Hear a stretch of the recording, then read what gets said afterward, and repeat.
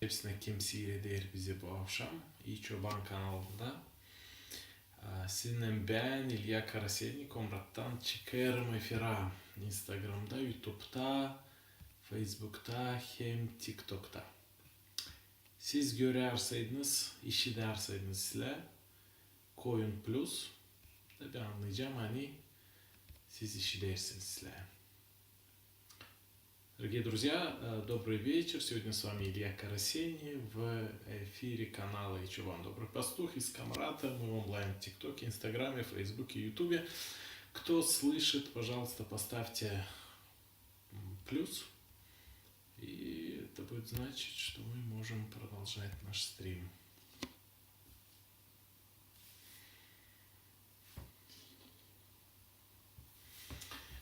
Bu akşam biz laf edeceğiz bir meraklı tema için. Biz ileri doğru gideriz bu meraklı kağıtla. Христианство для скептиков. И в этот вечер мы продолжаем наши беседы, основываясь на этой книге «Христианство для скептиков». И тема сегодняшней вечерней беседы будет христологический аргумент существования Бога. Bu akşam biz laf edeceğiz. Kristologiya argümenti için Allah'ın var olması deyimi. Pek çoğu kim ararlar doğruluğu, filozoflar, bilim adamları, araştırıcılar, pek çoğu gelirler bir çıkışa. Hani Allah'ı varınca tanıma, yaklaşma onu, bilme onu. Sade Hristos aşağı. Varınca tanımayı, bilmeyeni var Allah, araştırdığının Hristos'un yaşamasını. Şimdi İsus Hristos o en büyük argüment Allah'ın var olması için. Buna derler Hristologiya argümenti. Böyle bir araştırıcı, fizik teoretik John Polkinghorne o yazdı. Hani ben Hristiyanım zere ben araştırdım, anladım ne işler oldular Palestina'da 2000 yıl geri. Дорогие друзья, христологический аргумент заключается в том, что главный аргумент существования Бога – это жизнь Иисуса Христа. То есть, даже если посмотреть внебиблейские источники, исторические, археологические и другие источники, изучить и посмотреть на жизнь, смерть Иисуса Христа, то уже это будет сильнейшим аргументом в пользу существования Бога. И это называется в богословии христологический аргумент. И очень многие даже ученые, философы, историки, изучая именно жизнь Иисуса Христа, пришли к вере в Бога. И я процитировал цитату физика, теоретика Джона Полкингорна. Он известен своими работами в области теории элементарных частиц. Отталкиваясь от этой теории, позже открыли существование кварков. И он писал: причина, по которой я состою в христианской общине, заключается в определенных событиях, которые произошли в Палестине почти 2000 лет назад.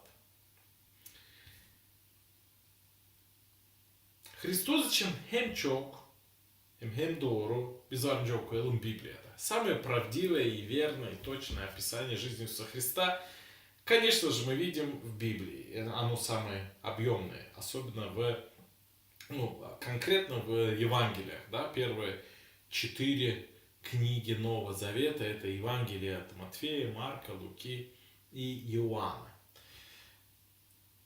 Но кроме этих библейских доказательств, евангельских доказательств, есть очень много внебиблейских аргументов существования и жизни Иисуса Христа, свидетельства его жизни. Это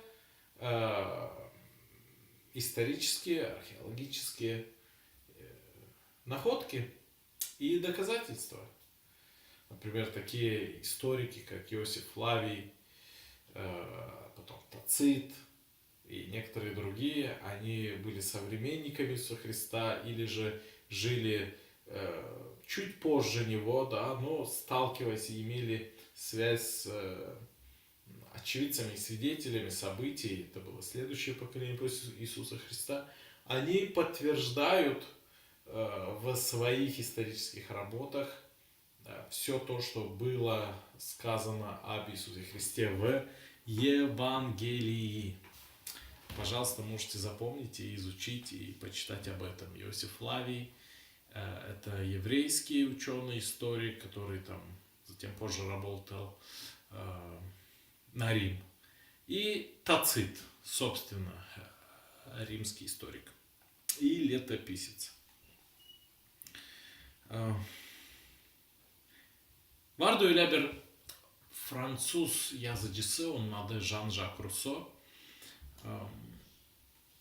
O pek sevmezdi Hristiyanlığı ama o yazdı bir kere. Yaşamak, Sakrat'ın yaşaması hem ölümü, o akıllı adamın yaşaması. Ama İsus Hristos'un yaşaması hem ölümü gösterir hani o Allah. Внимательно почитав, ищущий человек, почитав о жизни Иисуса Христа в Евангелиях, неизбежно задастся вопросом: вау, возможно я прочел и ознакомился с жизнью Бога в человеческом теле, Бога-человека.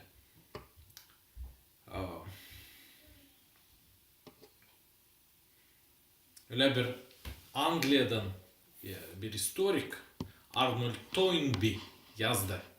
İsus Hristos hep öyle yönemli kalacak insanlık için 2 ya da 3 bin yıldan sonra da.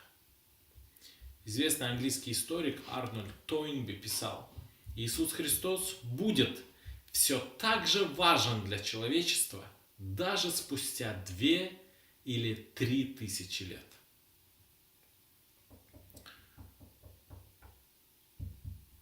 İsus Hristos'un yaşaması o bir история факта. İstoria fakta. Onu yok ince saklama, yok ince ignorir etme. Biz onu saklarsak, inanmarsaydık ona, biz hiçbir başka istorya olayına hem faktına yok ince inanalım. Her biz inanmarsaydık, hani Hristos var diyeyim onun yaşamasına, biz hiçbir başka istorya faktını yok ince kabul edelim. Zira İsus Hristos'un yaşaması da o bir istoryanın bir ayrılmaz parçasıdır. Da bu oldu halizde.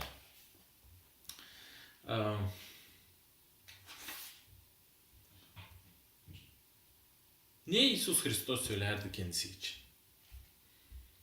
O söylerdi hani o Allah, Allah'ın oğlu. O söylerdi hani o Allah adam gövdesinde.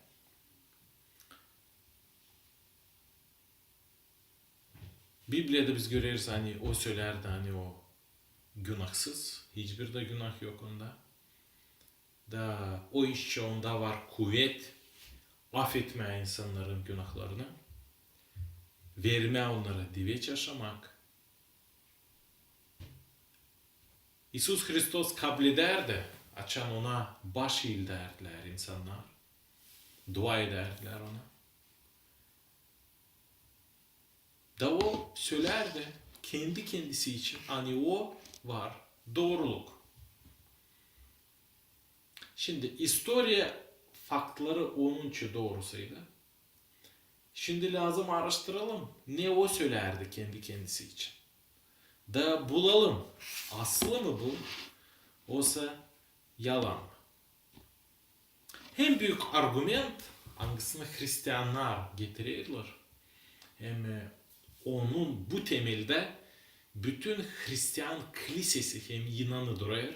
O İsus Hristos'un dirilmesi yönünden.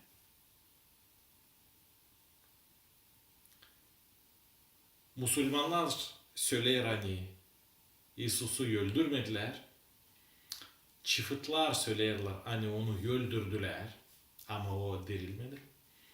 Hristiyanlar inanırlar. Söylerler hani Hristos'u öldürdüler kruçada. Da o dirildi 3. günü. Biz bu yoğurtuya söyleriz Paskel. Şimdi Hristos'un dirilmesi oldu sayıda haliz historiada, o zaman hepsi, her şey ne o söylerdi kendi kendisi için doğru. O Allah'ın oğlu, o affeder günahları, o kurtarıcı, hepsi doğru. Eğer o haliz dirildi saydı.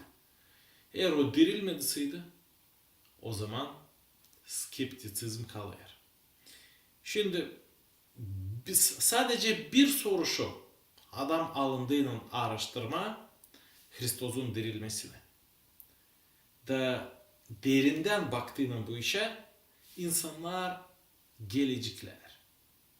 İnana. Açım bana çoğu insanlar yazarlar, yaklaşırlar, derler. İlya, hep inanırsın, hep Allahçı söylersin, Bibli'yi okuyarsın ama ben de yaşarım Hristiyan kültürasında ya da kimse Müslümanlar derler. Ben büyüdüm hem yaşarım Müslüman kültürasında. Ne argument, ne argument varınca getirersin bana hani Hristiyanlık doğru da ben halizden inanayım ona. Varınca mı sen getirersin bana bir argument? Ben o zaman onlara cevap ederim. Billy Graham gibi ben yokunca getireyim size, vereyim size Allah'ı probirka içinde ya da göstereyim bu. Ama siz haliz isterseniz siz onu varınca bulasınız. Da derim. Araştırın bir işi. İlk. Dirildi mi Hristos? Eğer o dirildiyse o Allah. Pek çok argument var buna. Дорогие друзья, вся христианская вера основывается на воскресении Иисуса Христа. И если воскресенье действительно было, если его распяли и убили на кресте, а затем он воскрес на 3-й день и с тех пор не умирает, то все, что Иисус Христос говорил о себе, это правда. Правда, что Он Бог, Он Сын Божий, Он Бог в человеческом теле, Он имеет власть прощать грехи и принимать людей в рай вечный, вечность. Но если Он не воскрес, или если мы не уверены в этом, то всегда будет оставаться место для скептицизма. Поэтому многие, когда у меня спрашивают, пожалуйста, один аргумент приведите действительно существование Бога, и чтобы это развеяло наш скептицизм, то я отвечаю, начните с изучения и исследования воскресения Иисуса Христа, потому что это основа всего христианства. Например, мусульмане говорят, что Иисуса Христа не убивали, соответственно, ему незачем было и воскресать. Иудеи утверждают, иудаизм, что Христа убили, но он не воскрес, его украли ученики. А христиане верят, читающие Библию, христиане верят, что он умер на кресте и воскрес на 3-й день. И, собственно, всемирный христианский праздник Пасха этому и посвящен. Воскресение Иисуса Христа из мертвых – это основа основ всей нашей веры. И апостол Павел пишет, если Христос не воскрес, то и проповедь наша тщетна. Если Христос не воскрес, тщетна и вера наша. А если Он воскрес, то все, что Он говорил и учил, это все правда, это все истина.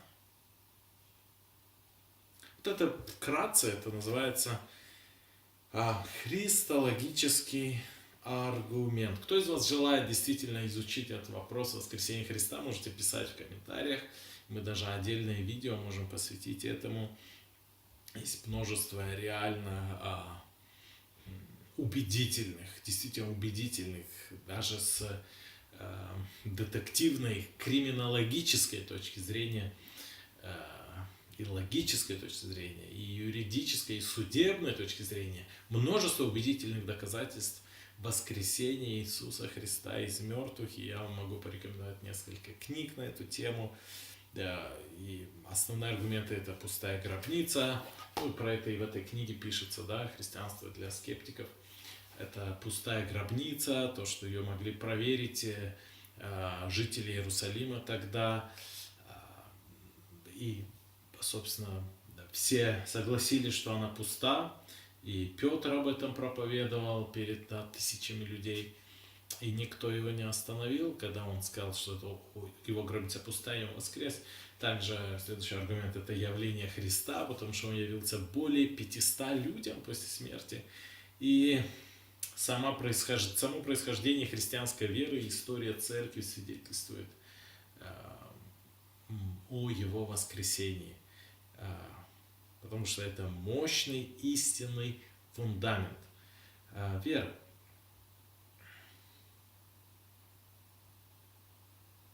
Çok var argüment bu iş için. Niçin Hristos dirildi? Hem dirildi mi o halis? Var detektiflerin, dava kesenlerin argümentleri, advokatların. Ben okudum çok kağıt bu temaya. Var silahda birkaç kağıt sımarlayayım. İsterseniz yazın da halizden araştıracağınız bunu. Sevgili dostlar, ben bu akşam isteyeyim size sorma soruş. Var mı Nös olsaydı Hristiyan kağıtlarını, anglarını siz okudunuz? Ya da isterseniz okuma. Yazınız şimdi komentarı.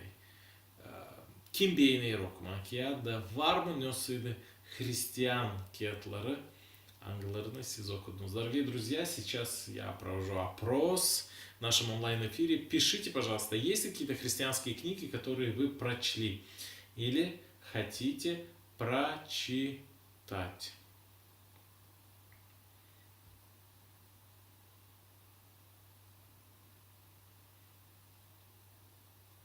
Вообще вся русская литература, она пронизана христианскими библейскими мотивами. И невозможно понять Льва Толстого, Достоевского, Куприна, Тургенева без знания Библии, без библейских мотивов. Поэтому в определенном смысле творчество Толстого и Достоевского — это уже христианская литература, можно и так сказать. Особенно определенные произведения. Да, Вероника пишет: Христос выше всех доказательств. Да, все верно. Но есть люди, которые не верят в Него, и они все-таки просят доказательства для своего ума, и нужно им дать рациональные доказательства. Именно для таких людей написана такая книга «Христианство для скептиков». А для людей, которые уже в Него верят, и даже им не нужны определенные доказательства, ну что же, это прекрасно. Тогда у них есть другие доказательства: измененная жизнь, мир в душе, отвеченные молитвы и так дальше. И это прекрасно. И это прекрасно. Привет, дорогой друг, нам пишет. Ты служитель церкви. Привет, дорогой друг. Я Илья Карасений, и я люблю читать Библию, изучать ее и делиться об этом с людьми. Это меня вдохновляет. Я люблю гагаузский язык. Вероника все же утверждает, что нет, не нужно. Ну что ж, это ваше право.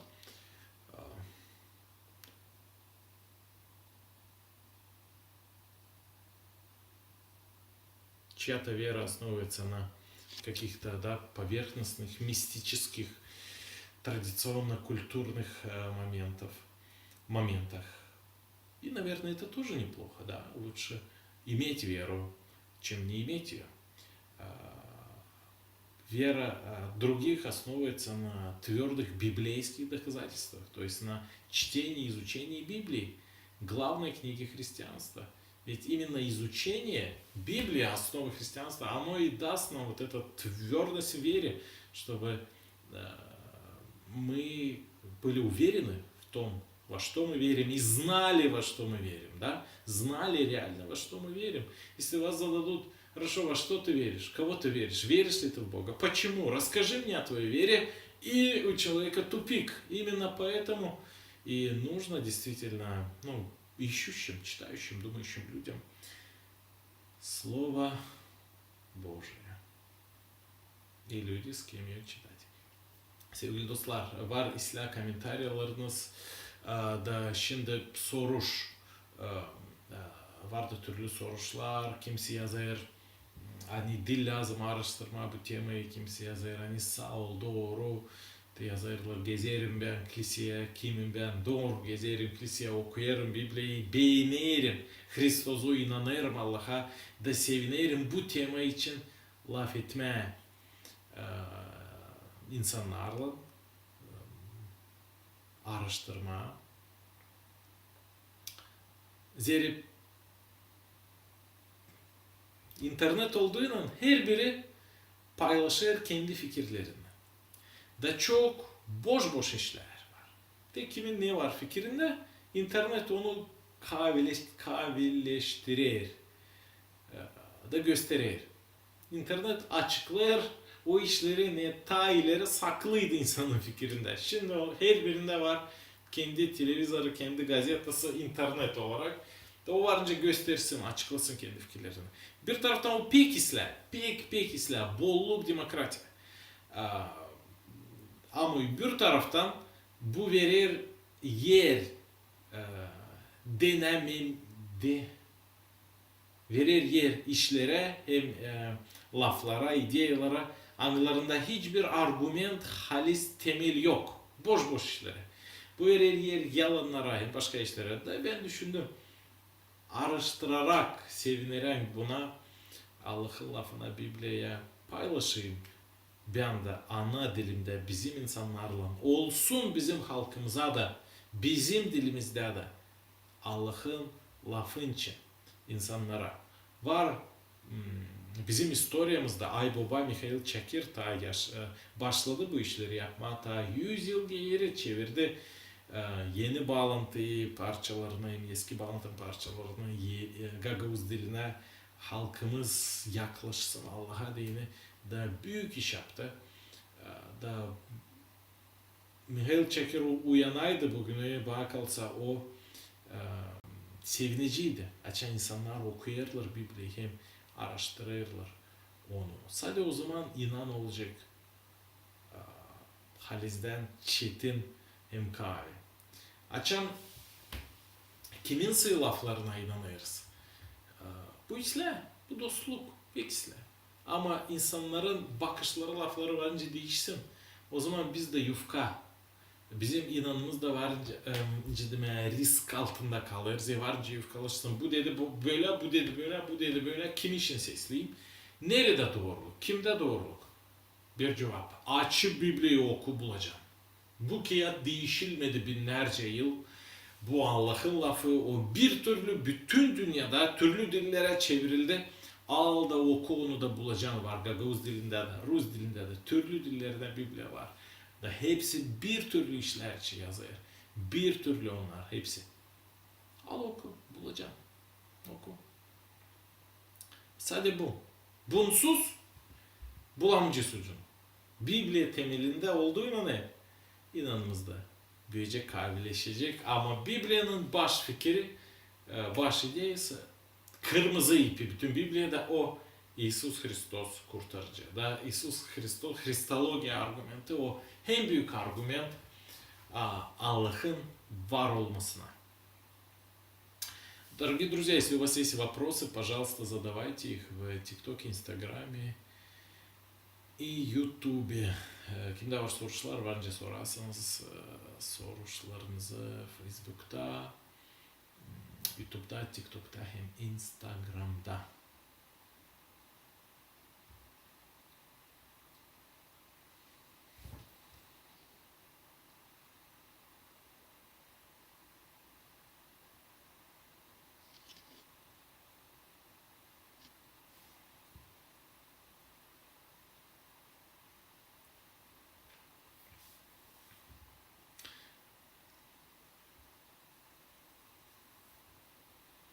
Sizde yoksa soruş ben varınca sorayım. Kim beğenir okuma koysun plus, kim beğenmeyer okuma koysun minus. Sonra ben paylaşacağım benim fikrimle sizinle bu iş için. Дорогие друзья, мы сейчас проводим опрос на тему. Кто любит читать, поставьте плюсик. Кто не любит читать, поставьте минус.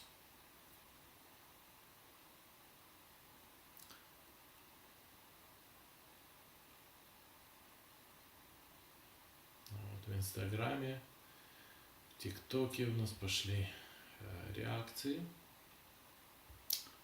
Плюсы. Интересно, что только плюсы пока есть. Те, кто любит читать, смело об этом говорят. А кто не любит, стесняется поставить минус. Но проявите смелость.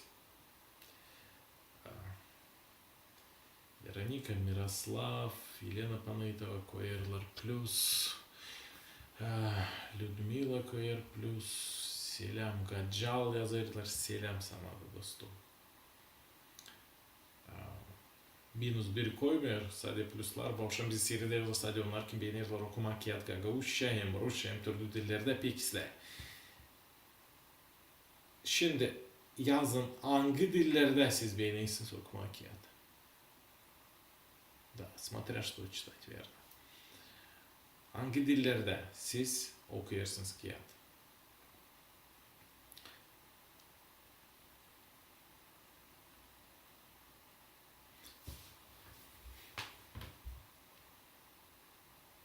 Okuyarken kağıt, o zaman gelişecek fikrimiz. O zaman derin düşünebileceğiz. O zaman biz uydurabileceğiz hem yarıştırabileceğiz türlü ideyaları hem fikirleri. Ama okuma din kağıt lazım vakit, lazım rahatlık, hem lazım istemek. Da kim okuyor, o halizden derin fikirlere hem çıkışlara gelebilecek. Kim okumıyor, kaybeder çok. Ama kim okumıyor, o da isla. Onda var başka metodlar, informasiya, bilgi alma. Bizim dedeler taçoyu bilmerler okuma. Bana kalsa, hadi bizim halkımızda, Gaguzlarda, Türklerde taçoyu insan daha çok sever sesleme, ne kadar okuma. Audial halkız daha çok ne kadar vizual. Neyi biz işideriz ona tabii ki inanırız. Ne kadar diyorlar neyi biz okuduk. Bu isle biz aile gibiyiz. İsteyiz işitmeye, anlamaya, birbirimize laf ederek hem sesleyerek. Ama haliz derin düşünmeye değil. Anlamaya değil derin işleri. Yalnız olduğundan kaybetmemeli. Kağıtlar büyük yardım olacak. Da kağıtları Bibli'ye hem büyük hem önemli. Kağıt Allah'ın lafı o kağıtların üstündedir. O padişah hepsi kağıtların üstünde. Bunu seversek okuma, araştırma hem büyük altını bulduk hem önemli fikirleri bulacağız. Ama o elin kağıt değil. Onu anlama, araştırma yavaş yavaş lazım. Derinden. O zaman açılacak gözlerimiz. Kim ister halizden bulabilecek bu işi. Doğruluğu. Sağ olun sevgili dostlar. Kim bu akşam seyreder bizim efirimizi. Kalın sağlıcıyla. Yazınız sizin soruşlarınızı. Hem ne temalara siz isteyseniz biz ileri doğru yapalım efirlerimizi. Yazın utanmayın. Biz kapanırız.